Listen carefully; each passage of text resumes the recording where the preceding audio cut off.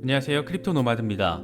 시장 전반이 이래저래 아쉬운 모습을 보이고 있습니다. 그만큼 불확실성이 더 커진 모습으로도 바라볼 수 있을 것 같습니다. 비트코인은 전형적인 위험 자산의 모습을 확인해주고 있습니다.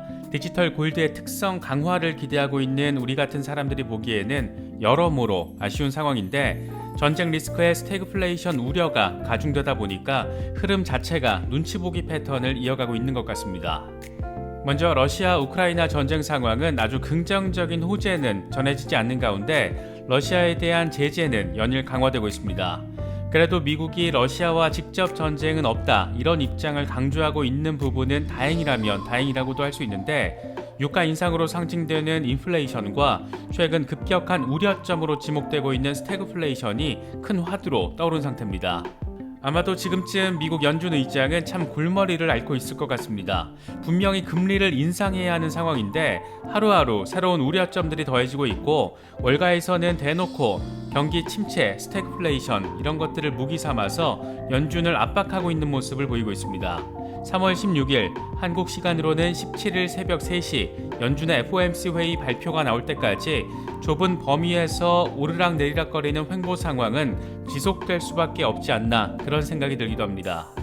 리플 시세와 관련해서는 아쉬움이 묻어나는 목소리가 여기저기서 포착되고 있는 것 같습니다. 그래도 24시간 동안 5% 넘게 올랐는데 막 당장 폭등할 것 같은 상황을 너무 막연하게 기대하는 건 아닐까, 그런 생각이 들기도 합니다. 여러 차례 말씀드렸지만 XRP는 제가 느끼기에는 가장 투자하기 어려운 종목이 아닐까 싶습니다. 당장의 어마어마한 펌핑을 기대하시는 분들은 XRP는 다소 피하셔야 될 종목이라고 생각이 되고, 중장기적인 비전에 신뢰가 서신 분들은 도전해볼 만한 가치 충분히 있는 종목이라고 개인적으로는 판단하고 있습니다. 이번에도 릿도속 이런 비판의 목소리가 들리는데, 이걸 어떻게 바라보면 좋을지 함께 생각해보면 괜찮을 것 같습니다. 비트코인뿐만 아니라 증시 역시 시장 전반은 확실히 어수선합니다. 증시와 관련해서도 조정을 받아도 너무 많이 받았다, 이런 말들이 나올 정도니까 할 말 다 한 상황이 아닐까 싶습니다. 어수선할 때일수록 여러 전망과 그 속에 담긴 정보들 잘 챙기시는 게 조금은 더 중요하지 않을까 생각됩니다. 본격적인 시작에 앞서서 좋아요와 구독, 또 알림 설정을 꼭 부탁드리겠습니다. 영상 제작에 아주 큰 도움 된다는 말씀 함께 드립니다. 그럼 시작하겠습니다. 비트코인은 정말이지 답답한 흐름을 보이고 있습니다.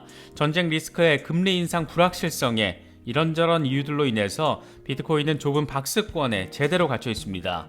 이러지도 저러지도 못하는 눈치 보기 패턴의 흐름을 확인하고 있습니다. 그나마 39,000달러 지지를 받아주는 게 다행이라면 다행인 것 같습니다. 공포 탐욕 지수는 하루 전과 동일한 22를 기록하면서 극단적인 공포 단계가 이어지고 있습니다. 비트코인 도미넌스 역시 43% 수준에서 횡보가 지속되고 있는 상황입니다. 비트코인 시세와 관련해서 코인데스크는 비트코인이 37,000달러에서 45,000달러 범위를 벗어나지 못하고 있는 요인으로 100일 이동평균이 지난 몇 달 동안 비트코인을 압박한 것에서 찾을 수 있다라고 진단했습니다. 코인데스크는 현재 하향 곡선을 그리고 있는 43,000달러 부근의 100일 이동평균이 비트코인을 몇 달째 압박해 오고 있고, 이건 비트코인의 하향 추세를 보여주는 것이다. 특히 비트코인의 하향 추세는 지난해 11월 이후 가격 고점이 낮아진 것을 통해서 입증된다, 이렇게 분석했습니다. 하지만 비트코인은 1월 23일 저점 대비 가격이 오르면서 최근 37,000달러 위에서 지지선을 확보한 것으로 볼 수 있다라고 덧붙였습니다.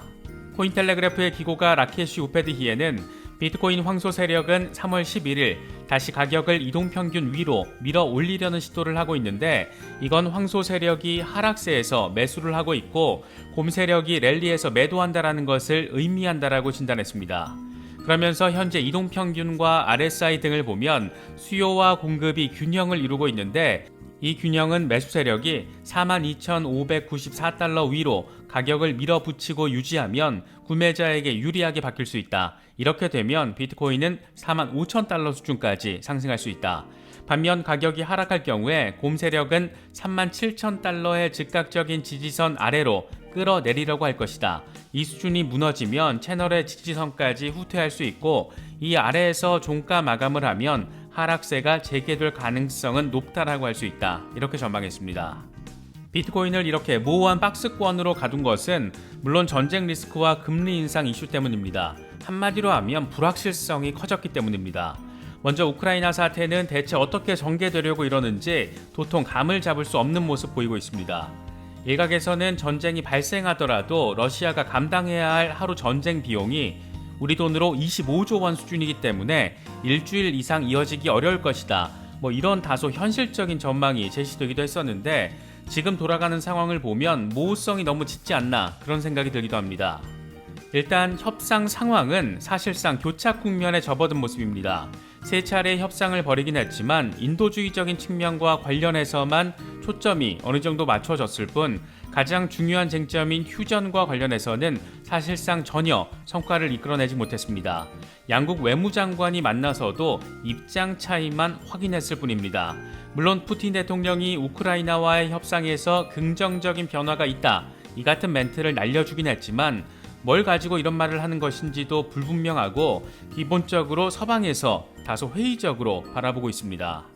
특히 세계대전은 없다. 미국과 러시아가 직접 충돌하면 3차 대전이다. 이건 막아야 한다. 이 같은 바이든 대통령의 멘트는 미국의 직접 개입은 없을 것이라는 점을 거듭해서 확인해주고 있는데 서방은 직접 개입을 꺼리고 러시아, 우크라이나 당사자들은 외교적 해법을 찾지 못하고 있고 이런 상황이다 보니까 결국 푸틴이 결단을 내리든지 시진핑이 뜯어 말리든지 이런 상황이 벌어지지 않는 이상 전쟁이 장기화될 수 있다라는 우려도 더 강하게 나오고 있습니다. 미국은 직접 개입에는 한 발 빼면서도 러시아의 관세 최애국 대우를 박탈할 것이라면서 관세 폭탄을 거론하며 제재 수위를 높이고 있고 측근들과 그들의 가족에 대한 제재 범위 역시 확대하고 있는 상황입니다.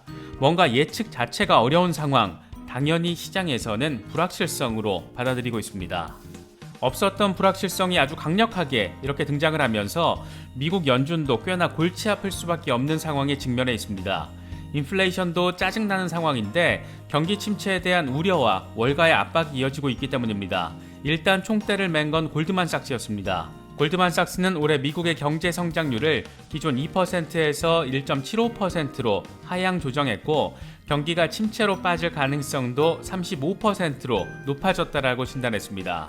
골드만삭스는 40년 만에 가장 크게 오른 물가 상승과 이로 인해 정책금리 인상 등의 긴축 정책이 미국의 경제 성장에 부담을 줄 것으로 전망했습니다. 특히 성장률이 추가 하향 조정될 가능성도 열어놨는데 러시아에 대한 원유 수입 제재 등으로 인해 원유 공급 손실이 하루에 400만 배럴에 달할 경우에 유가가 175달러로 올라갈 것으로 보인다라면서 침체 위험도가 커지고 있다라고 강조했습니다. 그러면서 서비스 부문의 활동 재개와 초과 저축이 경제를 꾸준히 성장시킬 것으로 보이긴 하지만 내년 경기 침체 가능성은 20에서 35%에 달한다. 미국 국채 수익률 곡선의 기울기가 이걸 암시한다. 이렇게 설명을 했습니다.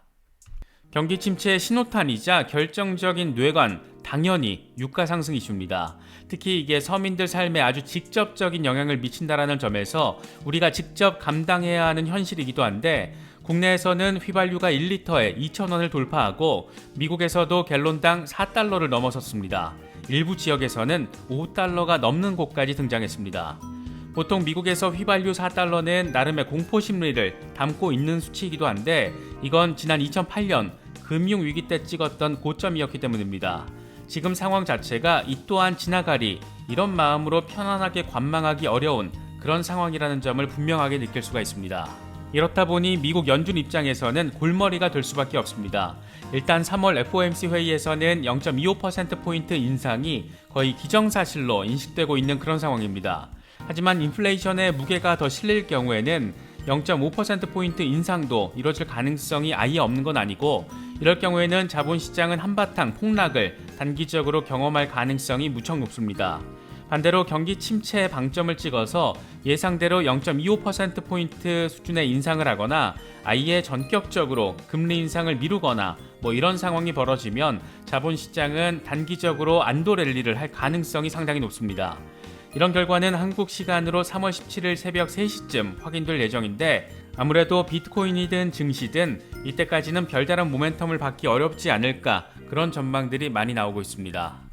암호화폐 투자자로서 시장의 대장인 비트코인이 죽쓰는 모습을 보인다라는 것은 이래저래 답답함을 느낄 수 있는 부분인데, 발키리 인베스트먼트의 CEO 레아 와일드는 올해 비트코인 목표가로 7만 달러를 제시했습니다. 레아 와일드는 코인텔레그래프와의 인터뷰에서 하반기, 특히 4분기에는 매우 의미 있는 강세를 보일 것으로 예상한다. 강력하게 보유를 권한다. 우리는 연말까지 7만 달러로 상승할 것으로 바라보고 있다. 이렇게 말했습니다. 발키리는 비트코인 전략 ETF, 비트코인 상장기업 추종 ETF, 채굴기업 ETF, 이런 비트코인과 관련해서 3개의 ETF 종목을 가지고 있는 곳입니다. 그만큼 비트코인의 시세 흐름이 이 회사의 수익과 무척 많이 직결되어 있는 만큼 이 같은 전망 제발 현실이 될 수 있으면 좋겠습니다. 이어서 리플 상황도 짚어보겠습니다. 리플 XRP는 소송 관련 호재성 판결이 나오면서 장중 0.849달러까지 치솟았지만 지금은 0.8달러 지지 테스트를 진행하고 있습니다. 시세가 다시 빠지는 것 같아도 24시간 기준으로는 5% 넘는 시세 상승이 이뤄진 상태입니다. 리플 시세가 오를 듯 하면서도 확 치고 올라가지 못하는 상황을 놓고 일각에서는 이번에도 또 속, 리플에 또 속았다, 이런 말들을 하는 것 쉽게 접할 수 있는 것 같습니다. 사실 리플이 폭등 수준의 모멘텀을 받으려면 일단 소송이 긍정적으로 최종 마무리가 돼야 할 것이고, 그렇다고 해도 갑자기 하루아침에 10달러, 100달러 이렇게 폭등하지는 않을 겁니다. 소송 이슈가 클리어되면 이 전고 돌파 정도까지는 이뤄낼 수 있지 않을까 개인적으로는 기대하고 있는데, 그 이상의 상황을 1년 안에 단기간에 기대하기는 어렵지 않을까 생각됩니다.